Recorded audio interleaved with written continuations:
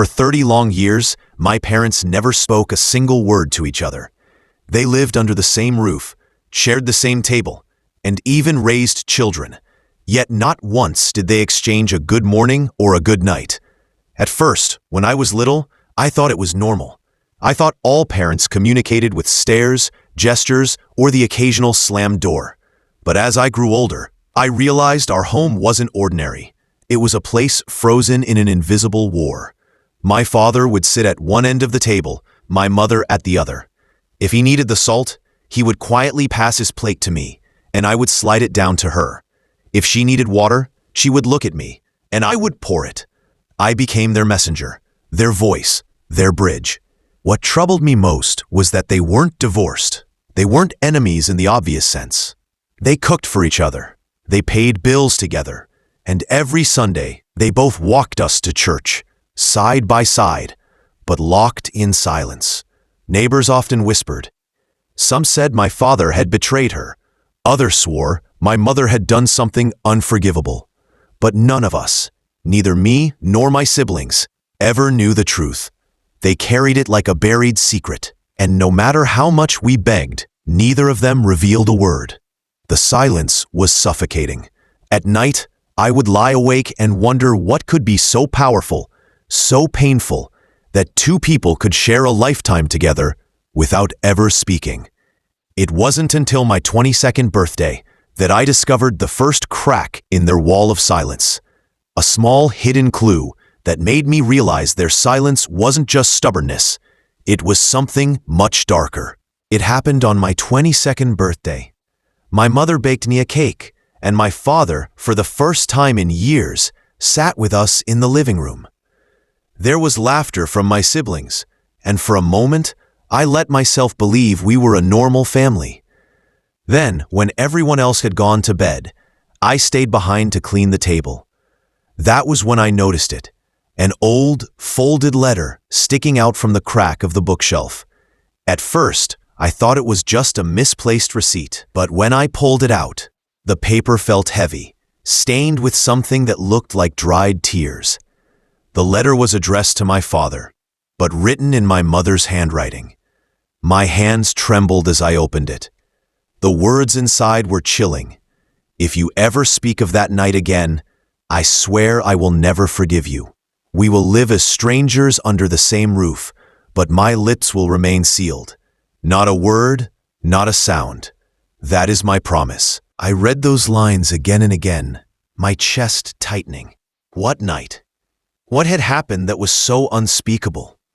Why had they chosen silence instead of separation? I hid the letter under my pillow that night, unable to sleep. The next morning, I watched them more closely than ever. My father reading his newspaper, his jaw tense. My mother humming softly as she cooked, her eyes distant. Both of them prisoners of a vow I didn't understand. Days turned into weeks, and the curiosity consumed me. I began searching through old boxes in the attic, through drawers locked for years. I found nothing but faded photographs and dusty clothes, until one evening, I stumbled upon something that shook me even more than the letter.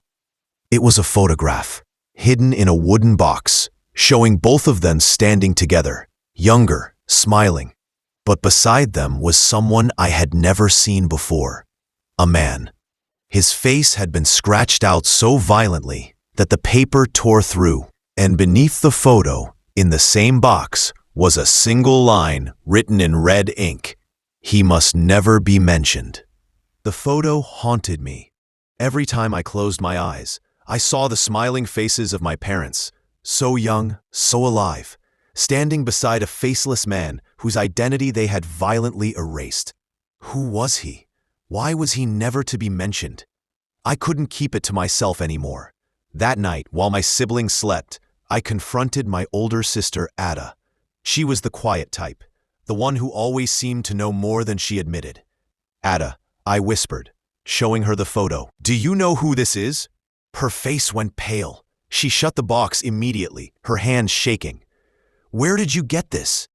The attic. Please, tell me. I need to know.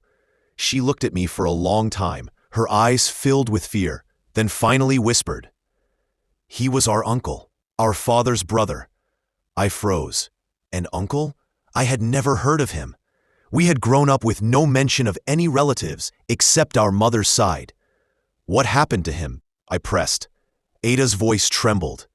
"He died in this very house, one night, long before you were born." The room suddenly felt colder. My skin prickled as though unseen eyes were watching us. "But why? Why erase him like this? Why 30 years of silence?" I asked. Ada shook her head violently. "Stop digging. You don't understand. The silence, it's not just their choice, it's their punishment." Her words chilled me to the bone. What kind of punishment demanded 30 years of silence? The following nights, I couldn't sleep. The house creaked louder. Shadows seemed thicker. Sometimes I swore I heard faint whispers drifting through the walls, words I couldn't understand. Then, one midnight, I heard something different. My parents' door creaked open, and for the first time in my life, I heard my mother's voice speaking to my father. It was low, trembling, almost like a prayer. "Do you think he still walks among us?" My father's reply was just as cold. "As long as we never speak his name, we are safe." I couldn't believe what I had heard. My parents had finally broken their 30-year vow of silence, but their words left me trembling. "As long as we never speak his name, we are safe." Safe from what? From him? From the faceless uncle in the photograph? The next morning, I confronted my mother. I held out the scratched photo, my hands shaking. "Who is he? What happened to him?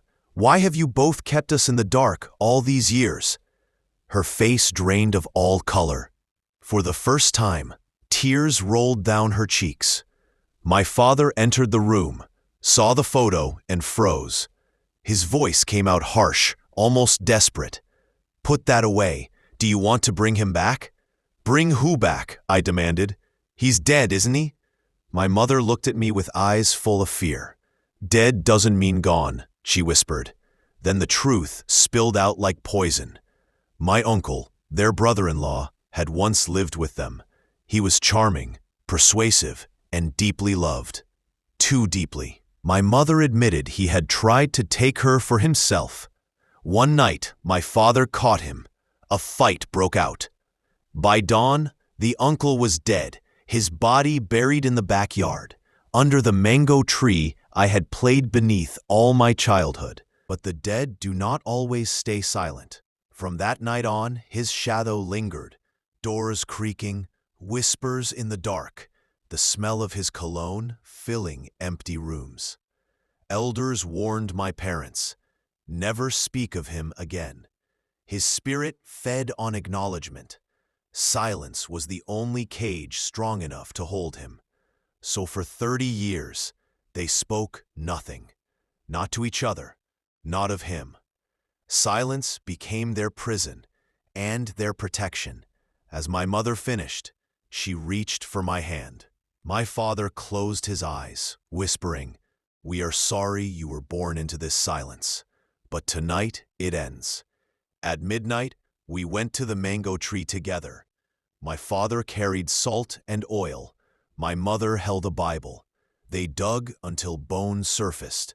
They prayed, they burned, they sealed the ground. The air grew heavy, the earth trembled, and for a moment, I thought I heard a scream beneath the soil. Then, silence. But true silence, not the haunted kind.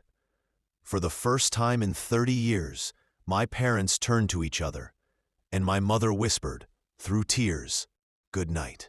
Please subscribe to my YouTube channel for more stories like this.